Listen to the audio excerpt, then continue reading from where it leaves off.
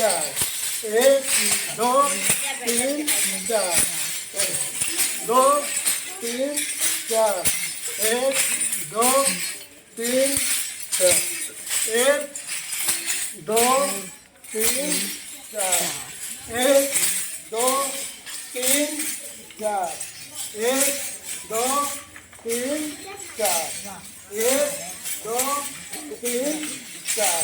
ठीक है ना? इसे क्या बोलते हैं?